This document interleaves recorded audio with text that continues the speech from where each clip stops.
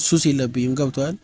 አሁን እንዳልከው አብርሽ ማናገር አለብን ብለህ ካመንክ እንደ ጓደኛ ሁላችንም ተሰብስበን ኤርሜላን ከህይወት ማስወጣት አለብህ ብለን እንውቀሰው ካላችሁ እኔ ደስ ብሎኝ ማለት ነው። ይኸውልህ አብርሽን ጠርተን ቁጭ አድርገ ነው የሚያደርገው ነገር እንዳለ ስህተት መሆኑን እንደ ጓደኛ ካላሳኘ ነው እንደ ጓደኛ የሚያደርገው ነገር ጥፋት መሆኑን ካልነገር ነው የኛ ጓደኝነት ከሱ ጋር የመኖር የመብላት የመጠጣት ምኑ ነው ጓደኝነት ገብቷላ። በዚህ ሰዓት እንደ ጓደኛ በቃ የሚሰራው ነገር እንዳለ ትክክል አይደለም። እኔ ልንገር የሱ ደስታ ኤርሜላ ልትሆን አትችልም። ኤርሜላ ከጭንቀቱ ልታወጣው አትችልም። ካለበት የሆነ ነገር ልታዝናናው ትችላለች፣ ግን ይሄ ልጅ ሙሉ ደስተኛ ነው ማለት አትችልም። ልጅ አለው። የልጁ እናት ደግሞ ተጣልቷል እና በዚህ ሰዓት የሚያስደስተው የልጁን እናት ማግኘት ብቻ ነው። ምናልባት እናንተ እዚህ ጋር